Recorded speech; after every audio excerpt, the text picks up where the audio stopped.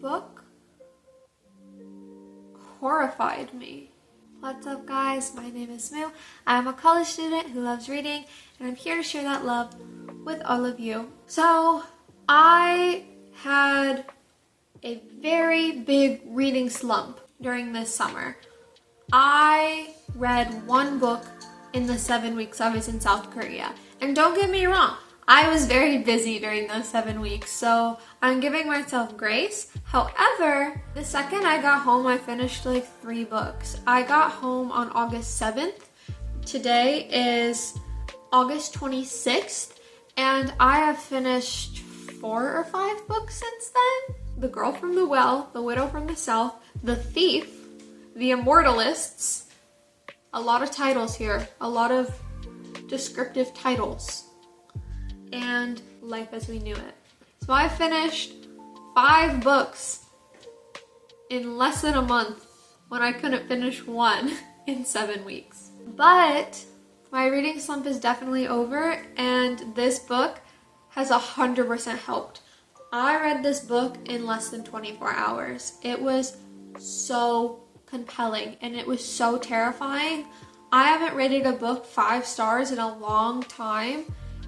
This book was 5 stars. So let me read you the summary, and I will get into it, and I will get into why it terrified me so much and why I was so compelled by it. When a meteor hits the moon and knocks it closer in orbit to the Earth, nothing will ever be the same.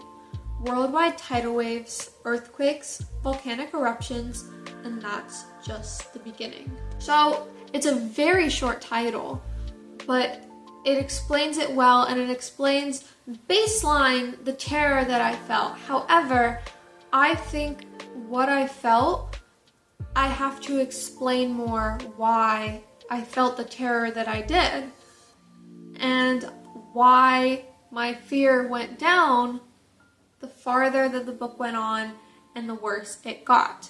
So, I will just explain the basic plot of the book, and then I will explain more in depth about why it was so chilling to me. So the book is in diary style. There are dates, and in every date, the main character named Miranda writes down all the things going on that day. It starts out very normal. She's a normal teenage girl just doing normal things. She's thinking about prom. She's having trouble with her friends. She is a child of divorce and is dealing with those dynamics. She is complaining about homework. It's all very, very normal until it isn't. One day in May, a meteor hits the moon, and like the summary says, nothing is ever the same again. Astronomers had known that the meteor was going to hit, however, they had miscalculated something, and what they thought would be a benign hit of a meteor into the moon ended up pushing the moon off its course closer to the Earth and creating catastrophic effects to the people living on Earth. There are immediate changes. There are natural disasters. First, tsunamis come into the East Coast and submerge plenty of places, which was super scary. And then it happens on the West Coast. And let me just say, I am so glad that Seattle was never mentioned in this book, because that would have scared me even more.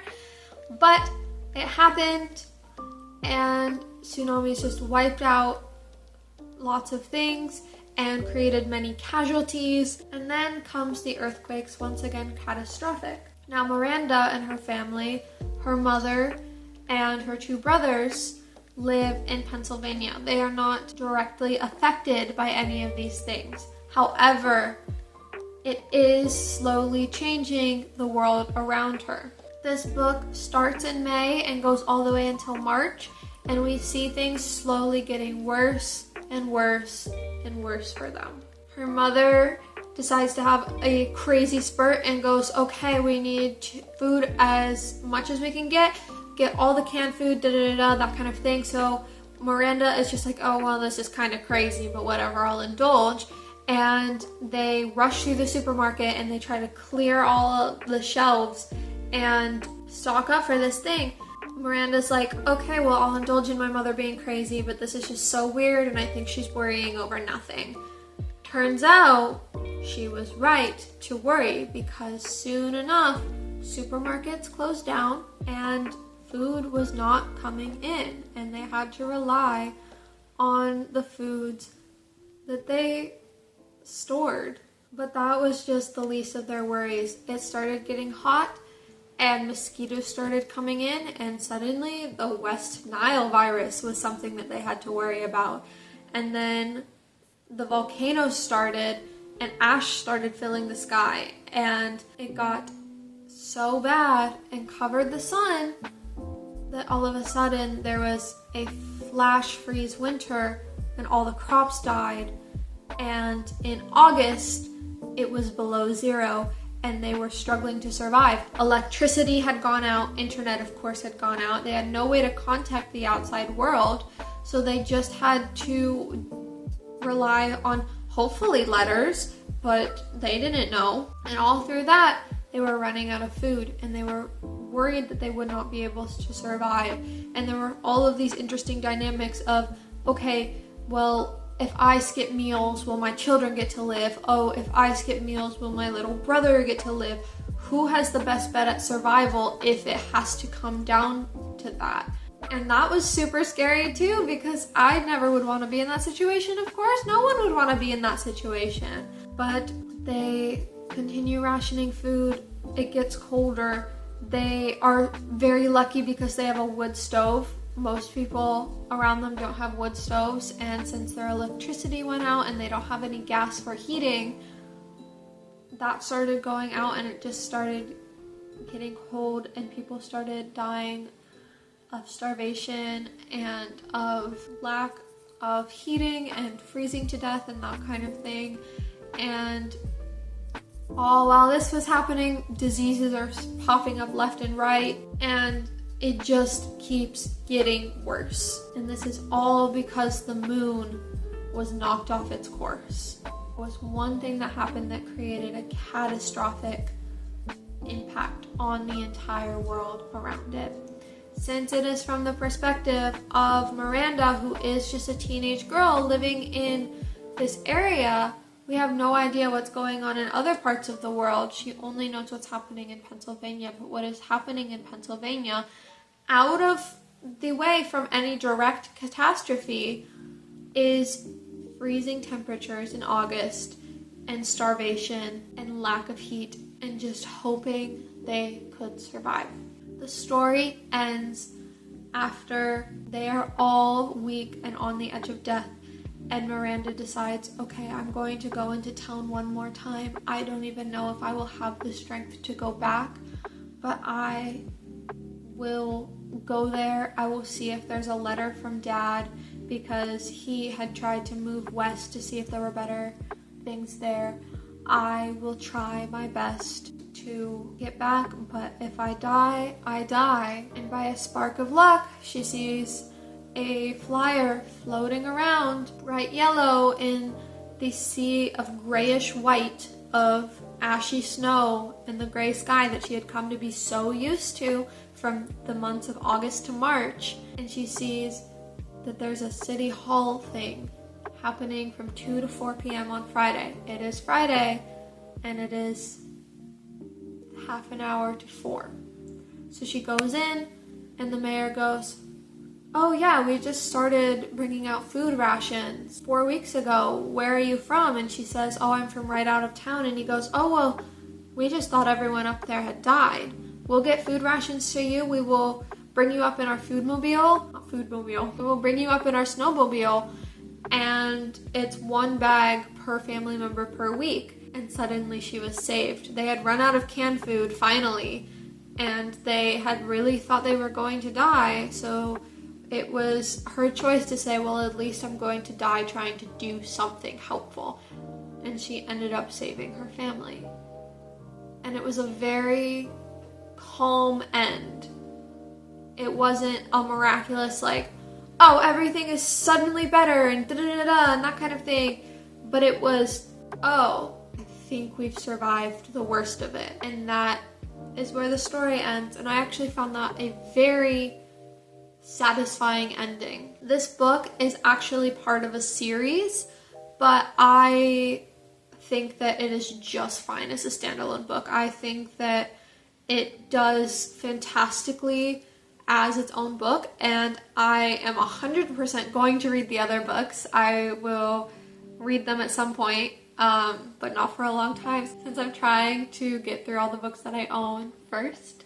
But it was really good as a standalone book, and it is the first 5-star read that I have rated in a really long time, and I needed a pick-me-up like this. It was so good. So obviously it got really bad near the end, and Miranda was well under 100 pounds because she could not eat enough, and her family had just almost died of the flu, and it was still cold outside and that kind of thing, and they were on the brink of death, even living in the home that they grew up in a suburban town in Pennsylvania.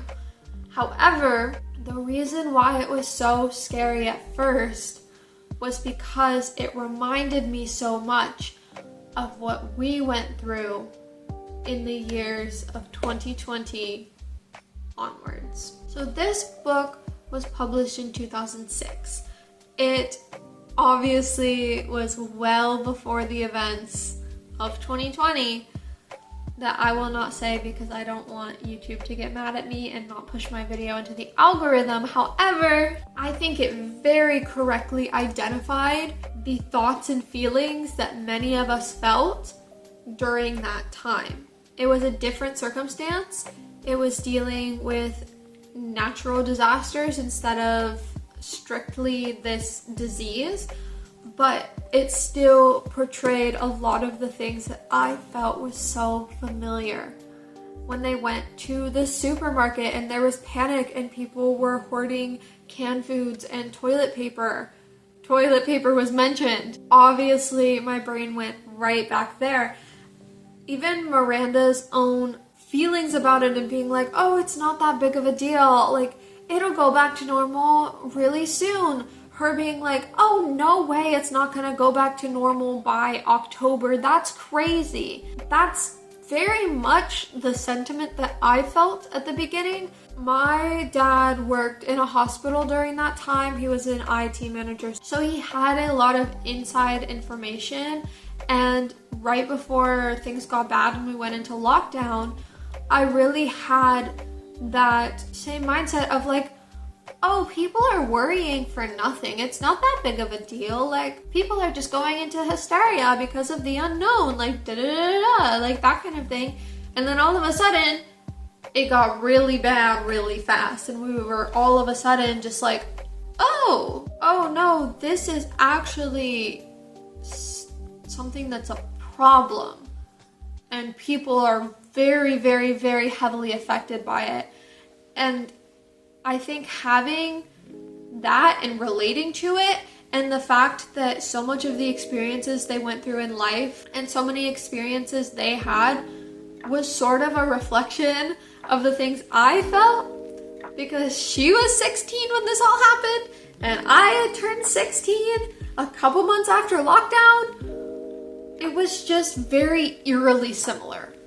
And I even wrote down stuff in notebooks in the similar way she did. I know I have the journal somewhere, and I will definitely try to find it before I edit it. I was not able to find it during a quick search before I filmed. But like, it's just very eerily similar to how I felt. I found it. There was one passage to me that felt very eerie that I also related to, because I feel like I had pretty similar thought patterns during this. And basically everyone went out to see the meteor hit the moon because, oh, it was this big deal and it was super interesting. It was like how everyone gets excited if an eclipse goes over their path. But one family was singing the Star Spangled Banner, and she struck it as odd, but she didn't think much of it. But then the term "by the dawn's early light" just got stuck in her head and going over and over and over and over and over again. And the next day, after she heard about all of the catastrophic things happening in the world, she says this: I kept hearing it over and over again, "by the dawn's early light, by the dawn's early light." I wondered how many people had sung By the Dawn's Early Light yesterday and were dead today. I don't know, that one just hit me. I thought that was a really good line. And that is how I think too, so it just was so eerie.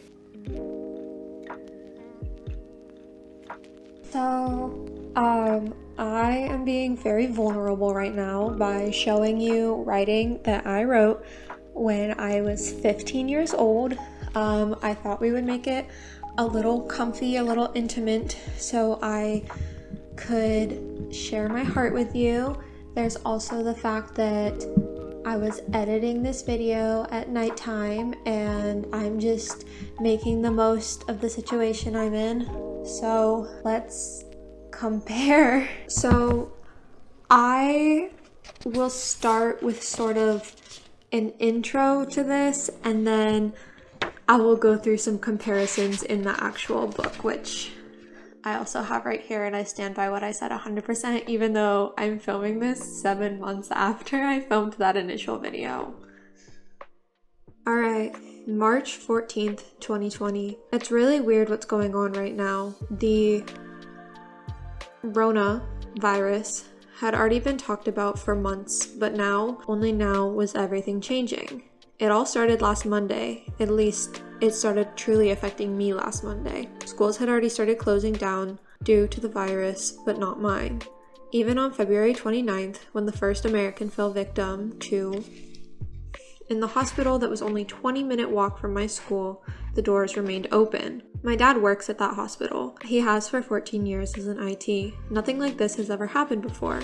It's really weird having the whole country calling the town I went to school in, the town my entire family spent around half our lives in, the epicenter of the virus.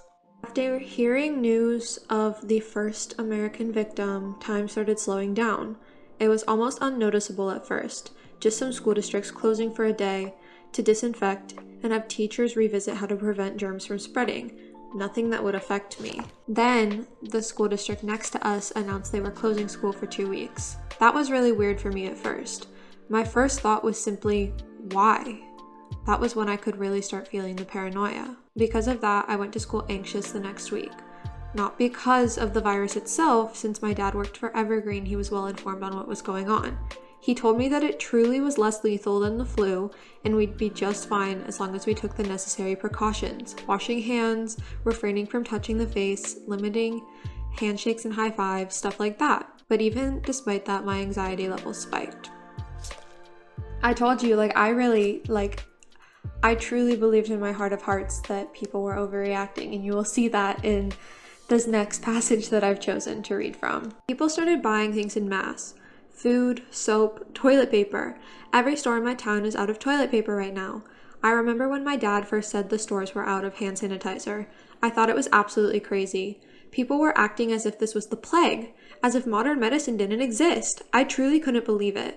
I blamed it all on the media then. I still do. I believe with all my heart they are overreacting. There was one guy in a press conference that we watched in homeroom, and I didn't bother to learn his name, but he was trembling and tripping over his words. He talked like, this is a state of emergency. We still don't know a lot and need to cancel all big events and test as many people as we can.